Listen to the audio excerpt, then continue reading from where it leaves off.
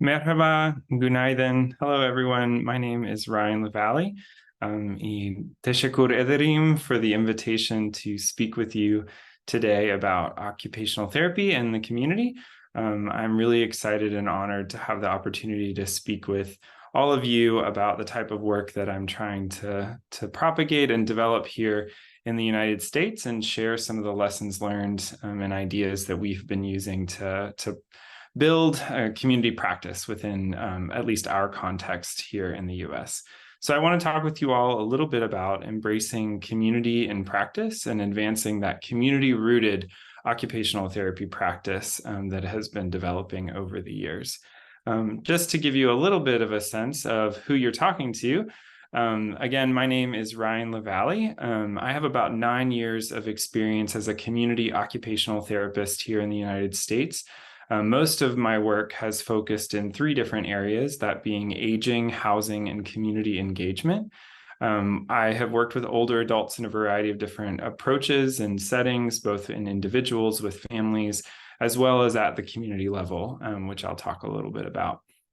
I also have over 10 years of experience in community program development, thinking about how we build programs for communities and sort of think about groups of people doing things together. I've worked in this realm within the area of homelessness, dementia, competent communities, home repair and preservation, and really now diving into quite a bit on resident leadership and ensuring that communities drive the type of community work that we want to see happening.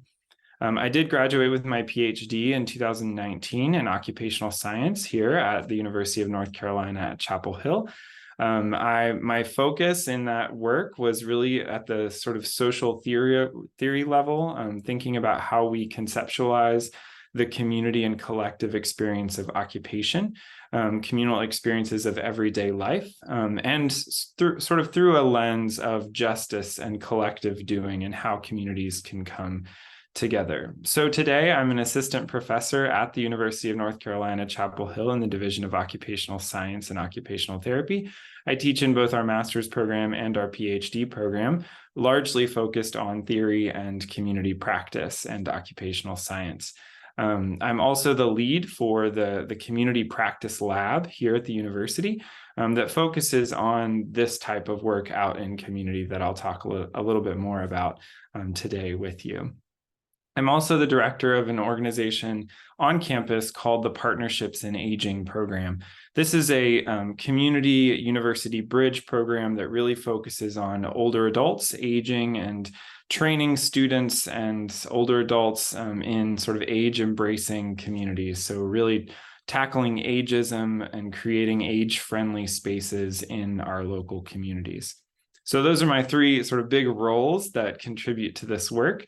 And have informed how I go about the community work that I'm trying to develop here in the United States.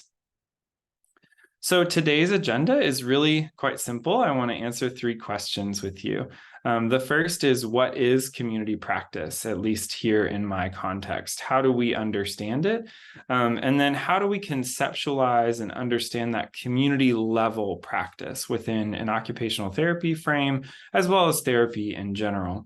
Really thinking about what tools we have within our discipline and our practice to really understand our role as practitioners in the community program process. And then I want to offer some examples of community level work that I've been working on and I'm excited about that also might give you a taste of the different ways that this can emerge through community level practice. So the first question is, what is community OT?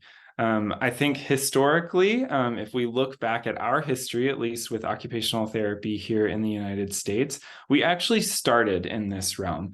Thinking about the Hull House in Chicago was a space where people actually did work out in community, thinking about access and opportunity for people with disabilities, as well as veterans who are coming back from different wars and that sort of thing.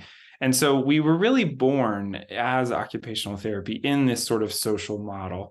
In the 1950s, we got a little distracted by the American Medical Association and shifted our model and focus largely into the biomedical realm. And that's where we're sitting a little bit more today, But we are sort of seeing this call back to our roots, our vintage occupational therapy practice, and really thinking about how we can step back into community, maybe value and honor the contributions we make to health systems and the biomedical approach, but really thinking about expanding our role in community practice, which is what we're going to talk a little bit about today. So today, in our context, at least, that typical practice that we see is really individually focused, one-on-one, or multiple therapists with one person, really trying to solve the problems of an individual. And usually that's situated within a health system, within a hospital or a rehab clinic or something like that. And using a biomedical approach. So we're thinking about the body, we're thinking about how to change the body, build skills, so that that individual can meet the needs and demands of their environment and their situation. This is what we are most often seeing here in the United States. But I want to move us to some other types of community practice. And there are multiple different ways to think about community practice. The first one is practice in the community. This looks like the typical individual therapy that we were just talking about, but it's sort of taken out of the hospital or rehab clinic or something and placed out into the community. It's often still using a biomedical approach and focused on the individual outcomes of someone. And so we might see this here, at least in outpatient pediatric clinics, rehabilitation facilities or gyms that are sort of out in the community rather than connected to a specific hospital or health system. But this type of practice really is taking the model that has been quite successful in the health system and placing it into the community, hopefully to make that model a little bit more accessible to community members. But it really is still focused on addressing the needs of individuals rather than thinking about the community as a whole client. Then we think about practice about the community. So again, we're still focused in the typical individual therapy model where we're looking at one person, we're working with that one person, and we're trying to think about how they might engage in the community. We might see a little bit of a focus still on that biomedical model, but really we're looking beyond that. And this is largely sitting outside of that health system. This is thinking about how that person needs to navigate the community, what skills they might need to develop to create more opportunities for them to participate in healthy occupations in the community. Really looking at sort of their one interaction with the community that they're working in. So we might see this type of practice in community-based programs that are focused on individuals, where we're treating and working with individuals on their individual needs. Early intervention is a good example of this, where we're really going into people's homes, families, and engaging with children and infants and their families and their environment, but we're really still focused on that one family or individual. And then maybe community navigation programs where, one person is being helped to access different services and that sort of thing. So again, this is getting closer to the type of practice I want to talk about today, but it's not quite there because what I really want us to think about is practice at the community level. And so this is really shifting typical therapy processes, the ones we're quite familiar with as occupational therapists, to another level, and to think away from that individual focus and really think about groups and communities living and doing occupation together. So this is addressing community level systems using the same typical tools that occupational therapy comes to the table with. So when we think about activity analysis, we're not going to look at one individual's experience of an activity and break that down, but we're going to actually look at an activity of a community. So voting or public transit or different things that people do together, and we're going to break that activity down and understand it through the same lens that we would if it were an individual. For example, we can also talk about readiness.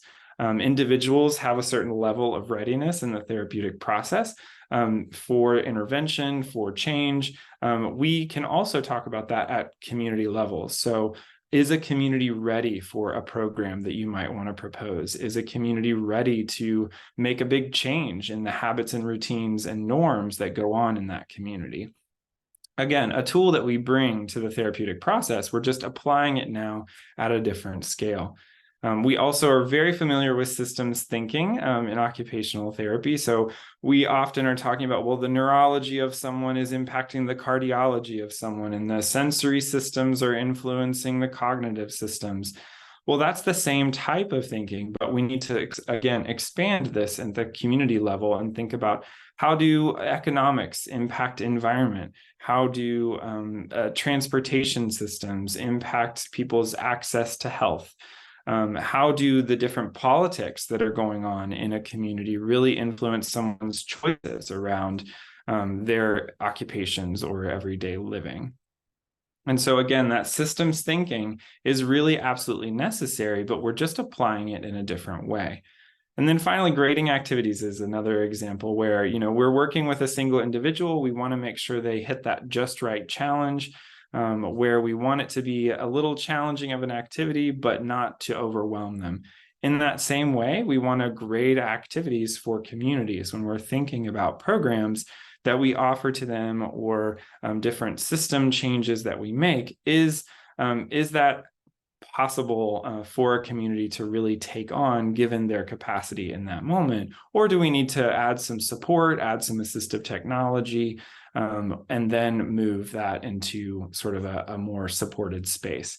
Or do we need to really up the ante and challenge them a lot more because they're ready for that? So we're grading community activity just as much as we can individual activities. So what it looks like to have community level practice is, again, maybe expanding, zooming out, and not so much focusing on those individuals. We have a lot of occupational therapists who are doing that, and it's absolutely necessary. But we also have this other type of practice that really is necessary, that community level practice, where we can do interventions that maybe can create changes for those individuals in the long run in a different way. So everyday living as a means for managing social and cultural habits, routines, and practices becomes our sort of focus and our tools that we use. Where occupation historically has focused on the individual outcomes, we can now use it at that community level and see how these people in this community doing together in different ways and modes of being together can actually create positive outcomes for them in new and different ways. And tailoring that shared experience of living everyday life together can lead to positive changes that increase access to justice, to accessibility, to health, to well-being. And so community level practice is sort of an evolving type of practice within the US context right now, because we step so far away from it. However, internationally, we see this type of practice be quite a bit more popular, and we have a lot of people, academics, practitioners, researchers who have been developing this type of practice for many years. And now we're trying to sort of use those tools within the US context to move this type of practice forward. So how do we do that? How do we actually use the types of constructs and ideas within occupational therapy and occupational science, as well as other interdisciplinary fields, to really ground us in an implementable type of community practice? Well, our first step for me is we need to critically look at the term occupation. So our idea, at least in the US, of occupation was developed through a Christian, Eurocentric, capitalist cultural perspective. We have to understand that and know that that might not fit with a lot of different people's experiences in the world. We have to critique that and understand that it might not fit into the different cultural conversations or cultural systems that occupational therapy will be engaging with. And we've also seen critiques of the idea of occupation in general, in saying that it has historically been quite individually focused and based in an autonomous experience. Many people have sort of propagated this idea that it has to be productive. You have to be producing something, either from an economic perspective or a productivity and society perspective. We've also seen it be critiqued because it's sort of assumed to always have a positive and health promoting experience, where some occupations or activities of daily living don't actually feel good, or maybe they aren't actually health promoting, but people still want to do them. And so we also see this idea that there are certain activities that are not socially sanctioned and may not even be contributing to health, but people still do them and want to experience them as an occupation. And so we've complicated this term occupation, at least from our perspective, a needed complication based on the assumptions that we had that were rooted in some of the cultural perspectives through which this idea was built within our own culture. And so what we see now is occupation as a term is not always helpful. We don't have to use that term sometimes, and there might be other words that make a lot more sense to the culture and context and community that we might be working in. So for an example, in Brazil, they often say cotidiano instead of occupation. In other places, it's everyday living or everyday life are other terms that we sometimes use to really speak to this same idea of the routines and habits that someone is engaging in.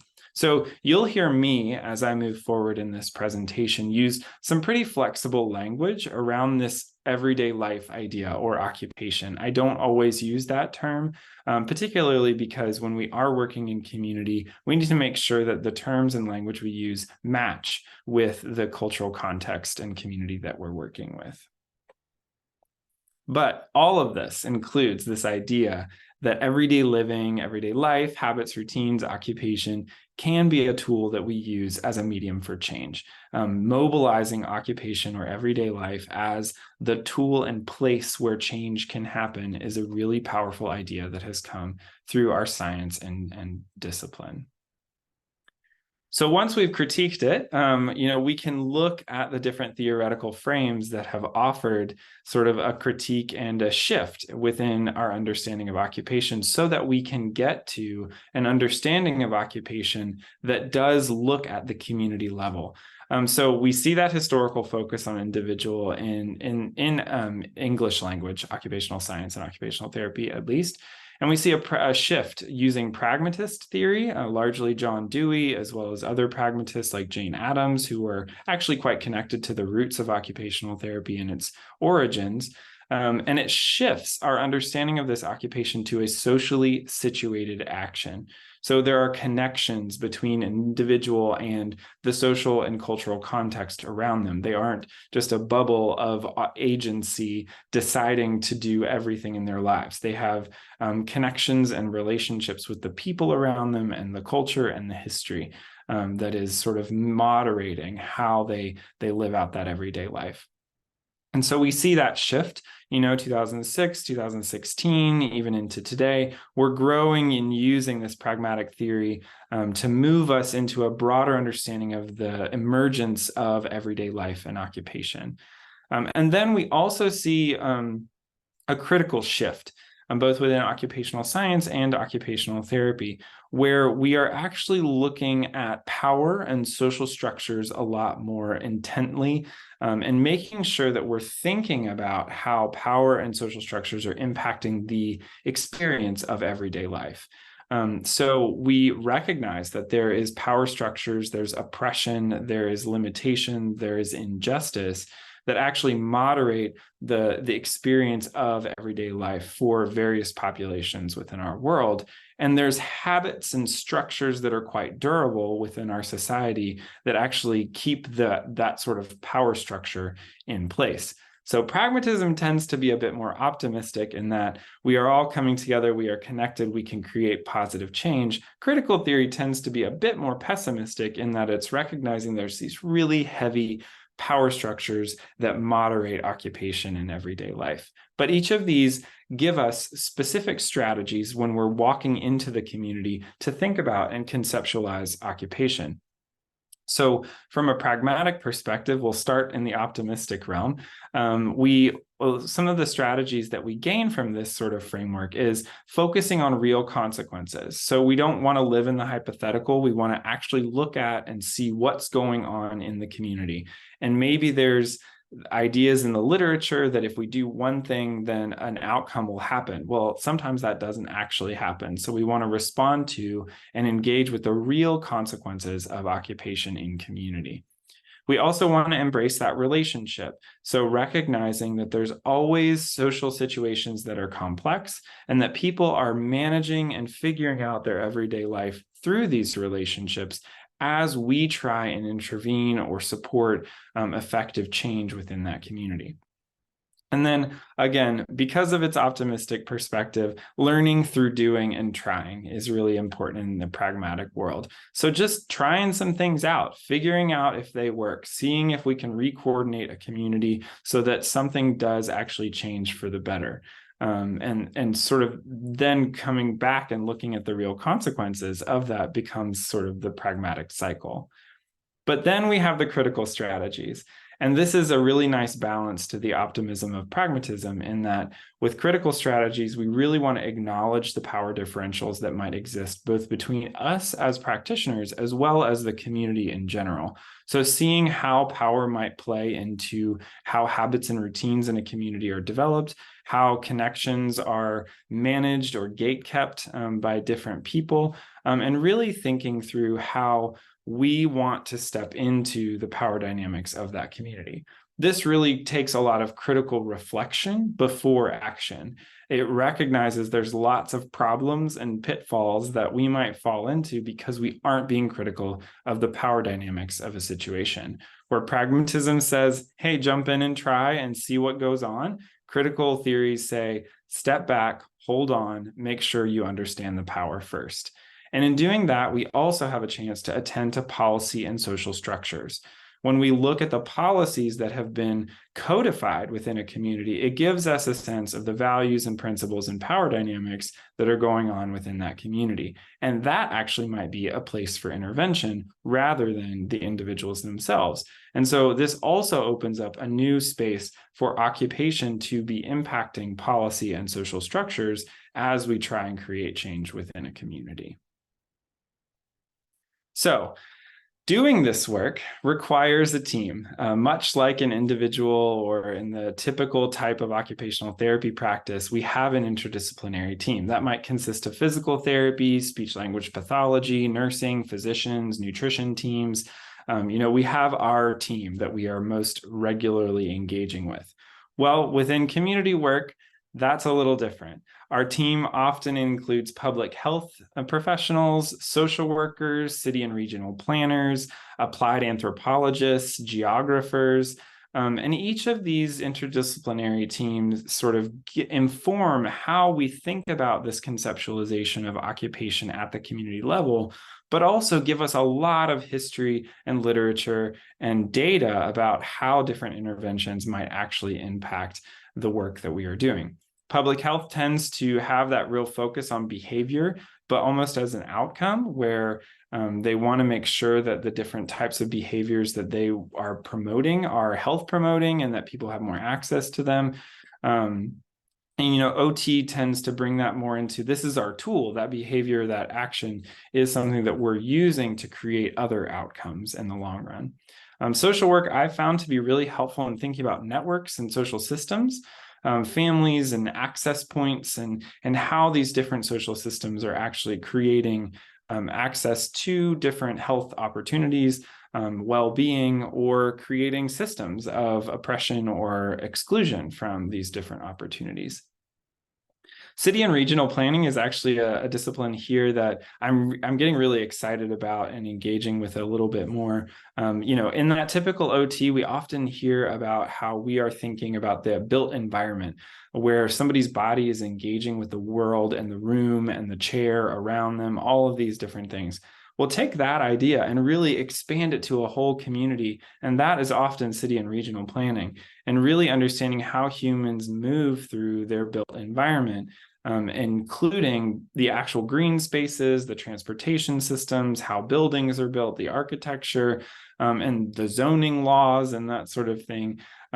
This is a discipline that really helps us conceptualize the systems and built environment of a community. I've worked with a lot of anthropologists as well. And in applied anthropology, we really get the sense of infusing our interventions with culture and making sure that the anthropological perspective really informs how we do this work and making sure it matches the culture and context of the individuals that we're working with. There's a wonderful field school that I've worked with, and anthropology and occupational therapy, I think, is an unknown pairing that does really nicely to move our work forward. And then geography is sort of a sister discipline to city and regional planning, but tends to think of space and place a little bit more holistically, I would say, and is less implementable, but still is interested, almost like anthropology, in exploring and understanding people's experiences of the doing and the space and the place, and how those can actually promote health and well-being in the long run. So all of these really come together as an interdisciplinary team that doesn't look like many of our occupational therapy students are sort of trained as interdisciplinary team members. And so when we do think about preparing students or other practitioners for doing this type of work, they need to be a little bit literate in the type of content and expertise that these different interdisciplinary team members might bring, so that they can really have good conversations with them as they build teams to do community practice. And so with all of that, we take sort of the idea of the occupational therapy process and really apply it at a new level. It's the same process. We go through the same sort of thinking and clinical thinking and reasoning and that sort of thing, but it's at a different level. And so when we're situating that therapeutic process at the collective, we're using different tools and constructs within our discipline. So at that evaluation phase, we might use constructs like collective occupation or occupational justice. We have a developing discipline of critical occupational science that really challenges power and structures within our society. And this is also where things like a community needs assessment become really important for us to be able to conceptualize the needs of a whole community, and looking at all the different systems that are going on there. And then that planning phase, much like a care plan in a health system, we want to really root this in the community leadership that we are seeing. Much like client-centered practice, we want the community leadership to really be driving the goals and outcomes of our planned program or activity that we're proposing for whatever goals that they want to create. And then we have models that are really helpful in this planning phase, like the occupation-based community development model that's coming out of South Africa. We also have things like from public health called the socio-ecological model of public health that helps us see where interventions might happen across the community. And then really thinking about systems analysis here is, okay, when we try and plan this implementation process and mechanism, what's that going to do in the systems? How is that going to impact the zoning or the environmental aspects or the transportation system? Really thinking through and planning the systems impact that might happen within a community is an important part of that planning process. Much like you might think about how is this going to affect someone's cardiovascular system when you're thinking of a particular activity within a typical OT setting. And then the intervention. So we have lots of groups internationally as well as here that are trying to think of and implement real interventions around community level work. So the International Network for Social Transformation Through Occupation, or ISTON, has been pushing and connecting with this idea of social transformation that largely comes from lots of different disciplines, but really rooted in thinking about how does society shift itself through everyday living and doing. We also see a hub of really fantastic and rich ideas coming from Brazil and the social occupational therapy sort of movement there. They have been writing about this for probably 2 or 3 decades, and a lot of us are just discovering it because it hadn't been in English prior. So we just need to brush up on our Portuguese and we'll be able to read a little bit more of the things that they were writing 2 or 3 decades ago about this type of social level occupational therapy practice. But thankfully, they do have some really wonderful books that you can find in my reference list on social occupational therapy that are now published, at least in English and maybe in some other languages.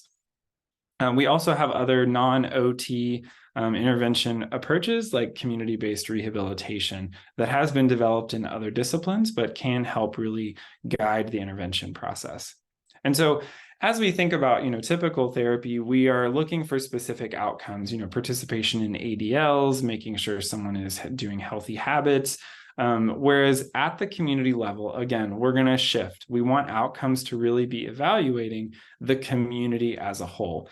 So we're looking at justice, we're looking at access, we're looking at safety, participation in general, agency opportunities within the community, how the community feels. Does it feel like a community? Are they connecting with each other? Is there social cohesion? Do people work well together?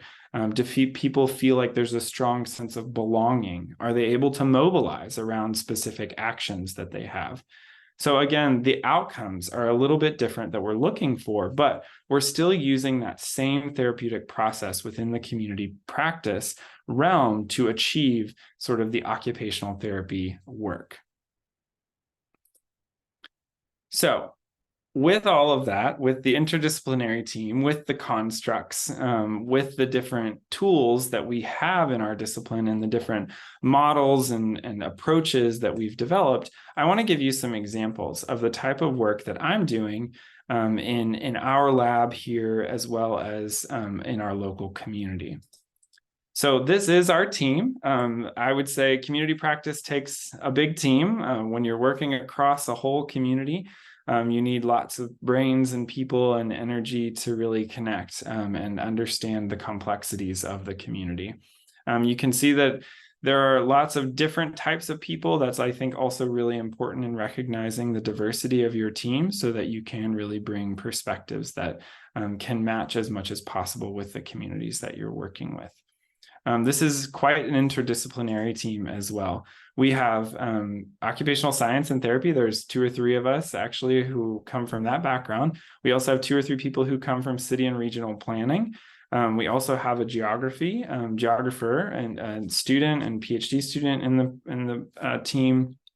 And we also have public policy and communications. And I actually think communications is often undervalued in some of this work because we forget how important it is to be able to communicate and talk about the type of work that we're doing, as well as helping communities communicate to larger stakeholders like local governments or that sort of thing, what their needs are. So communications is more than just marketing, actually. It's helping the community communicate its needs to the various stakeholders that it's engaging with. But the way that I think about this, much like in OT, where we're very holistic, I don't actually think our team is, okay, the geographer needs to go do their work, or the city and regional planners need to go do their work. Obviously, we each bring our own expertise, but what I really hope to do is bring these disciplines together in the community practice and allow them to inform and play with each other to create a holistic approach in community practice. Really, with a foundation for me, since I'm right now the lead, in occupational science and occupational therapy, really rooting all of these different skills that these team members have in this idea that everyday life is the place we need to be paying attention to. And occupation can be a really powerful tool for achieving the goals that each of these different disciplines wants to contribute to the world. So with that, hopefully with that interdisciplinary approach, we come to the work with a model called TIDE. These are the 4 sort of areas of action that our team is really interested in working in. Theorizing, thinking, much like you've heard me talking about how we think about everyday life, how we think about occupation, and how we think about our role and space and place within this work as well. Then we do incubation. This is often tied to actually the occupational therapy master's program, where if we have nonprofits or local government agencies or community organizations that are interested in an idea or an outcome, but they don't exactly know how to develop a program to meet that need, we will actually work with them and a group of students to incubate or come up with some ideas and make a plan for how they might actually be able to achieve the goals that they're looking to do. And then if they're interested, we can step into the enact realm. So we actually are hired out and are consulted with to implement certain programs out in the community in a more longer term sustained basis, where incubation is sort of short and like, hey, here's some ideas for you to be able to do this. Take it and run with it if you'd like. Enact is, okay, we will actually take it and run with it for you so that we can move this type of work forward, given our expertise and need. Usually we're interested in doing that for a little bit of time and then passing that off to a more sustainable group or within that organization to make sure that the program is sustainable without our presence always. And then finally, disseminating, making sure that we are communicating the work, the outcomes, the benefits of the types of programs that we're putting out there, and really helping the community communicate to those larger stakeholders to make sure that they have what they need out into communications and sort of the different listeners that need to be in community making decisions. So all of that means we are tied to the community. We're really connected. And that idea actually came from Dr. Jenny Womack, who is an affiliate of the Community Practice Lab. But really being tied to the community and making sure we are connected to them is really important to the type of work that we want to do. So our approach in doing those three different actions are really rooted in resident leadership. Like I mentioned, we always want to come back to the residents and making sure that they're making as many decisions as possible within this whole process. And we are being I like to say, we're the wrench, they're the hand that's turning the wrench. We are the ones who are the tool, and they get to use us as a tool as they see fit to make sure their outcomes and goals are met. In that vein, we also look at that work through a systemic justice approach. We aren't necessarily interested in solving the problems of single individuals one at a time. We want to make changes that can solve multiple people's problems at the same time. And so really thinking about justice at that systemic level and making changes at the policy or structural level to make that happen. We also come at it from a partnership and coalition approach. At least in our context, we see lots of nonprofits and local governments competing for resources, competing for even people to serve. And we really try and emphasize that we need to come together as partners and build coalition and see where we can actually support each other in doing this work together. And then finally, like I said, occupation and everyday life. This is the foundation of the way I'm thinking and how we can really connect the type of programming and work that we do into the everyday real lives of the people that we're trying to support. And that's what we always come back to when we ask whether something's going to work or not. We want to know, is it rooted in their everyday life? So all of this approach allows us to have various areas of expertise. Community occupational therapy, for one, project management, planning, and consultation, thinking about those big projects and helping organizations implement them. Oral history, which is a whole different lecture, but we use oral history and community ethnography as our methodologies for really understanding community and hearing and listening to community. We plan events and workshops and summits and sort of helping to support the type of learning that these different organizations and local governments want to understand and build their own skills around. And then we are publishing and developing theory and trying to really communicate how all of this work sits. And particularly my areas of expertise are in that realm of housing and aging. So this type of work can be applied to a lot of different spaces and topic areas, but housing and aging is really where we've lived most often. And so you'll see that in the examples that I'm about to share with you. So we do commit ourselves to sustained and sustainable partnerships. So I don't have a ton of different partners that change. I really like to make sure our community practice lab has long-term ongoing partnerships with local organizations. these are some of the organizations that we work with right now. As you can tell, they do sort of sit in that aging and housing realm. A lot of it connects sort of aging in community and making sure older adults can stay in their spaces and really connect in a way that is both health promoting as well as socially promoting their connection to their local communities. And we'll talk a little bit more about that. But this is, 6 or 7 different partners, and that's all I can manage. Even with the team that we have, this is a lot of projects and a lot of partnerships. But it does take a lot of different partnerships often to bring some of these initiatives together. And many of these are working with each other in the work. So the first example I want to give you is a program that we're working with the Marion Cheek Jackson Center. This is a local sort of organizing center that was based out of oral history development and listening to oral histories in a community. And from those oral histories, sort of understood and learned how they wanted to step into community and support honoring, renewing, and maintaining the culture and history of historically Black communities around our university. And so they were interested in really thinking about how we can connect students with older adults in those communities. So our lab works with them to coordinate and develop a student and elder mentorship program. So again, thinking about everyday life, we support students sort of doing everyday life activities with local neighbors and residents who are older, and supporting them and giving them some scaffolding and curriculum around how they engage with those elders, while also positioning the elders as mentors, not service recipients. We support sort of community education and engagement. So helping them understand the history of the community, understand the history of housing and racism, and how those different systems have actually disproportionately impacted this community and older adults within this community. But also teach them how to engage with community through everyday living and just hanging out, connecting with people, being in spaces, going to parties, gathering, and using occupation as a way to build connection across generations, so that ageism is depreciated, as well as different ageism sort of from the opposite direction, where older people don't sort of look at young people and think, oh, I don't want to engage with you, but really build relationships across those different spaces that have been artificially separated for many reasons.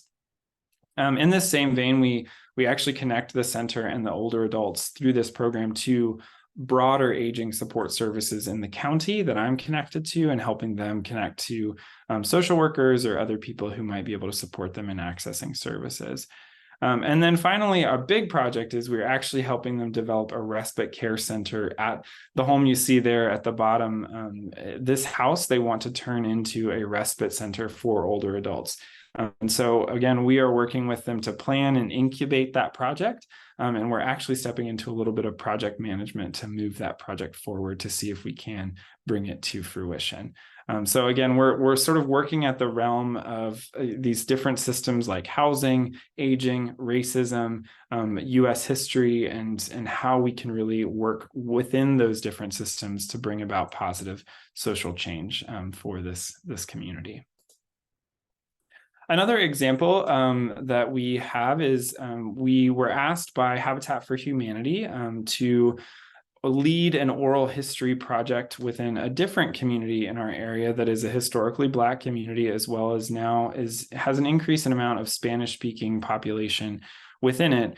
But they recently were able to there was a building there that used to be a police substation, and now they actually have turned it into a community center. But they didn't know what to do in that community center. And so we proposed them use oral histories to listen to the community's history and listen to the community's needs, and develop a plan for that community center for the different activities and occupations and programming that happen there.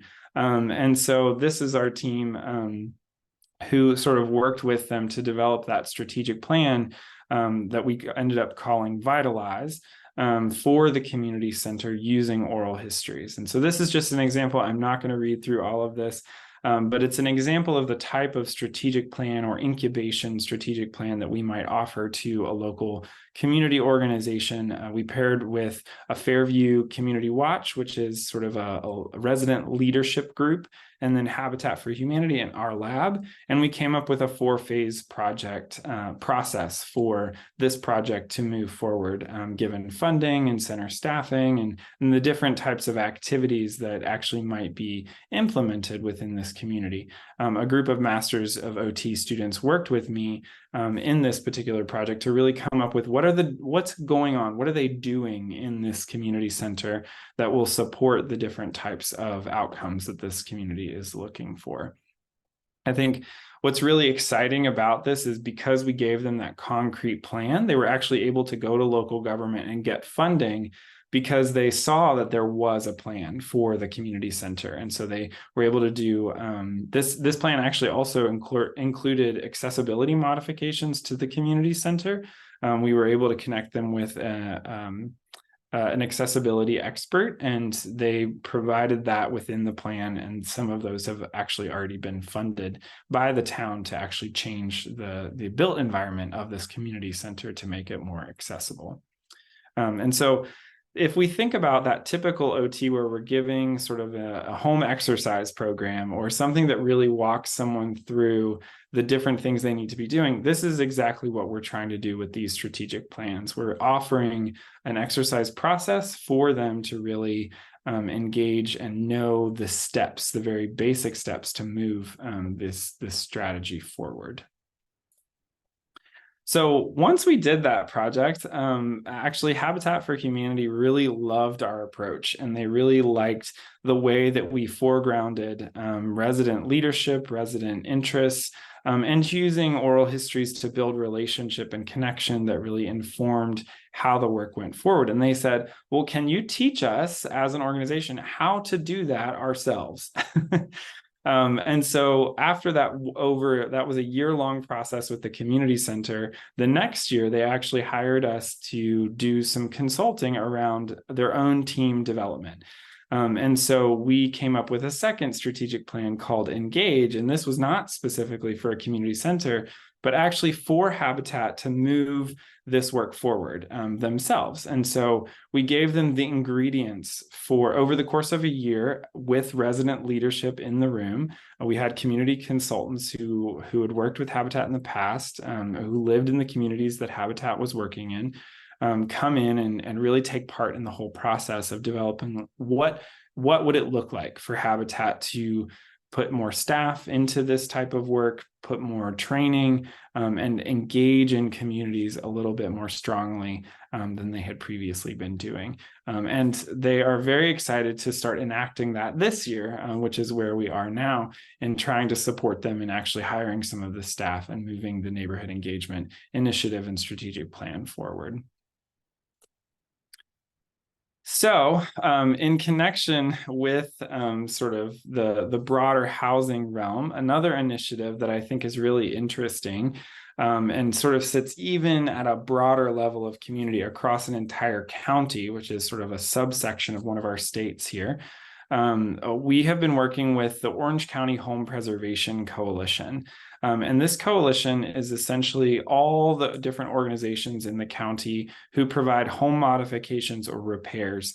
When I was working with our Department on Aging as a community OT doing like home visits and home safety assessments, we just saw a lot of people not getting access to those home modifications like grab bars or ramps.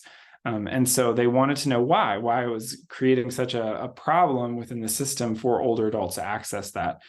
And so I was put in charge of bringing all of these different organizations together to have a conversation in 2017. Since then, we have developed a way of doing coalitioning together and a model for all of these different organizations to work together to really share information, share connections, and let each other know what they're trying to do within the county and who they're serving. And so that we don't have duplication of services, we don't have someone going in and doing services and then ripping those out because somebody else was going to come in anyways and do other things.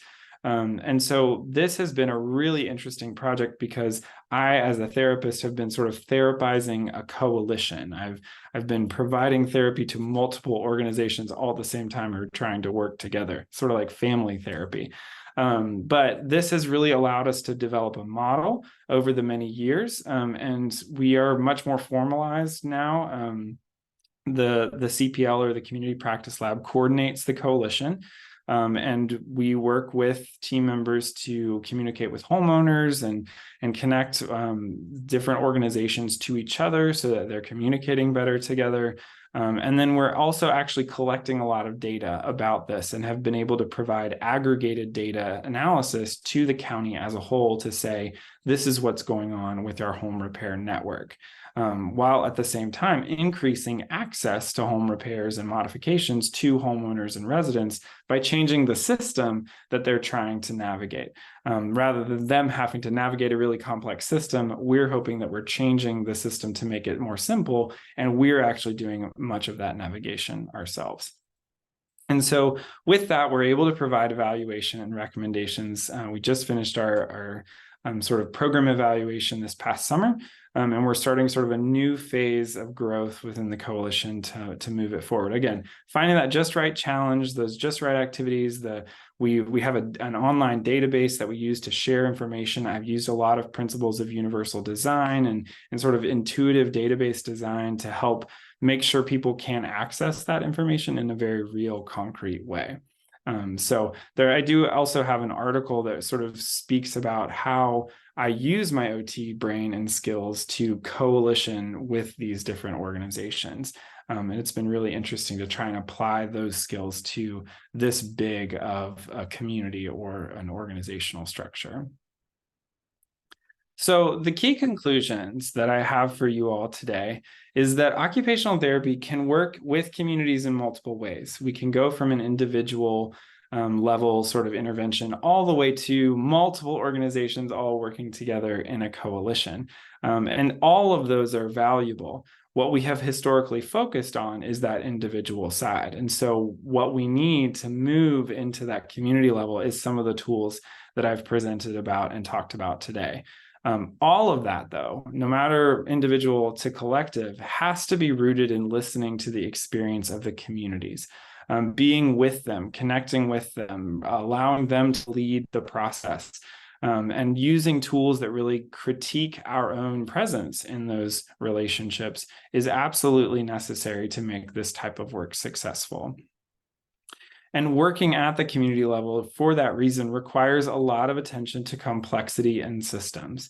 Maybe complexity in systems that is different than the complexity in systems we're used to thinking about. When we're used to thinking about the complexity of the body and the systems of a person in their environment, we now need to start thinking about the complexity of a community and the systems of access and justice that's going on within that community.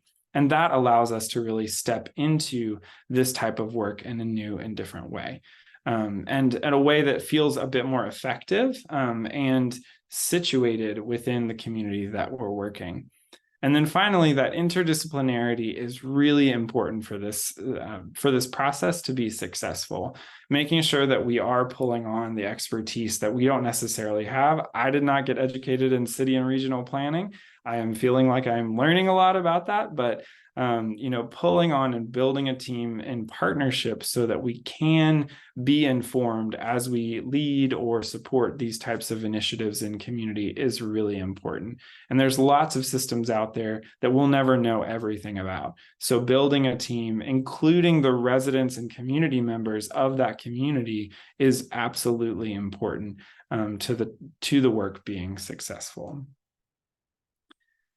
So you can scan this for the references that I have in here, as well as there's a few others that I didn't even reference in the slides that might be helpful or a helpful resource to explore some of the theory, as well as the tools specifically that we might use for community practice.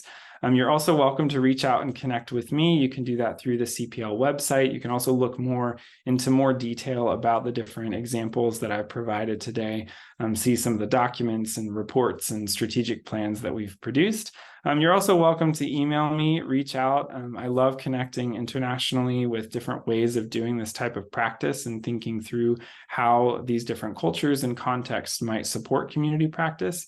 You're also welcome to connect with me on Instagram. I am on Instagram and enjoy connecting with, I would say, the younger generation a little bit, and younger practitioners on there to sort of build momentum and excitement about this type of practice writ large.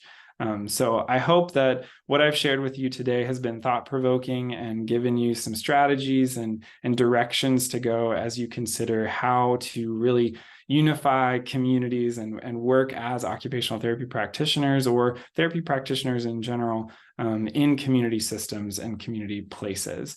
I think it's a really exciting and generative place to be, especially right now within our discipline. I think we can bring a lot of holism and hope to practice that many other disciplines maybe don't have anymore because of their challenges and things. But we bring a connection and we bring this focus on everyday living that really roots people in the lived experience of the people that we're working with. And it's very refreshing, I think, for a lot of people who've tried to be doing this work for a while. So as I said, please reach out if you have any questions or you'd like to talk more about any of the examples.